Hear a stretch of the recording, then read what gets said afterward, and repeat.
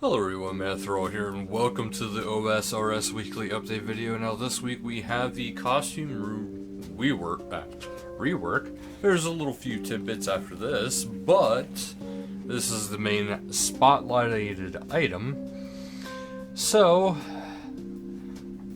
what they kind of did, Ultimate Ironman players will also see a nice little improvement to this. But it says for now on, interfaces across the costume room will now show as many sets as they can, sorted alphabetically without splitting pieces across multiple pages.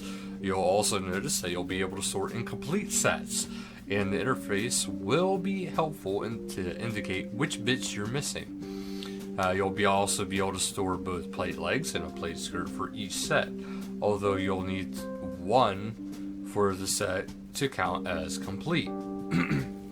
So basically you can store either one if you have just, the full set, and then you have an extra plate leg, well then you just have an extra plate leg. You can now store spare pieces now as well. So you'll also notice a brand new side panel where you can deposit items with a simple left click. No more accidentally dropping your shiny new costume on the floor instead of putting it away. Got more clothes than you know what to do with? That's no problem, because the new easy access feature will make searching for specific pieces a breeze. There is also a deposit mode toggle, which allows you to switch between depositing items individually and depositing them as sets, and the deposit all button allows you to dump everything in your inventory into storage, which is kind of nice. Ultimate Ironman, the nice thing for them now is they can now store incomplete sets. However, even though they can store an incomplete set, they cannot withdraw the incomplete set until it is a completed set. So if you only have the plate body and you need the rest of it, well, you don't have access to that plate body anymore until you completely store the full entire outfit. So keep that in mind. And Ultimate Ironman players may not store duplicate items in the costume room. Magic wardrobe changes. So here is a nice little tweak. Oak holds 7, carved oak holds 14. A teak holds 21, carved teak holds 28, mahogany 35, gilded 42, and marble holds infinite mage outfits. These are all for the mage outfits there. And the armor case also got a little tweak as well. The oak is 25 armor sets, teak is 50 armor sets, and mahogany is infinite armor sets. So that is very nice. There is an important note. This update required them to rewrite major chunks of the player in-house code. Converting legacy data across to the new format has been a demanding task. And so there is a chance for errors. So to mitigate this, they've held on to everybody's previous save game data. If you find that you've lost any costume room items during this update, right-click report to the open bug report forum and let the testers know what's missing and where you've looked for it.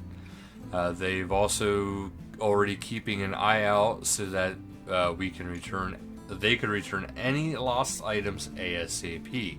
Secondly, you'll notice that there are several items that haven't made it into the costume room yet. Again, rewriting the code, I guess, is a very daunting task for this. So, however, they did manage to include a fan favorite items like Amy's Saw, the Trouble Brewing banners, and blessings. So, little by little.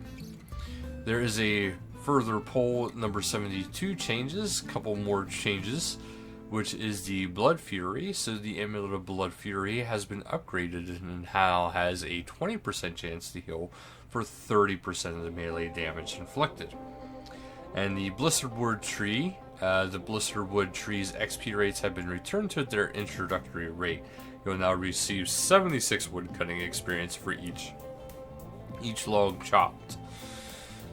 There was a delay, but that is no longer an issue. That should be good to go now. Don't forget, there is brand new pins from the official merch store. Keep that in mind. Is kind of themed around the treasure trails. And then in other news, we have the PvP World Rota is switching over to Period B when the East Atlantic, the host or the standard PvP World 325 UK, the free-to-play PvP World 371 UK, and the Target World 318 UK. Now in the west of the Atlantic, the host in the Target World is 319 USA, the high-risk PvP World is 337 USA. The banker at Ferrex Enclave will no longer reopen the bank interface after closing it. The special attacks of the Eldritch and Volatile Nightmare stabs will no longer drag you to your opponent if you do not have the spell selected to autocast. Spirit trees will now give better explanations as to why you're unable to teleport to certain locations. Corrected grammar in Philippa's dialogue. Barlock, the Dorgishan Bone Collector, will now accept bones directly from your bank.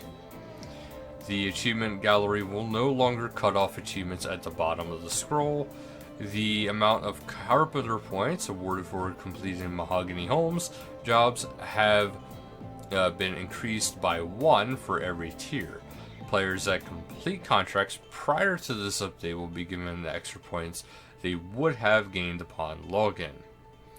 But that's actually it for today's update, so thank you guys so much for watching, and until next time, later guys.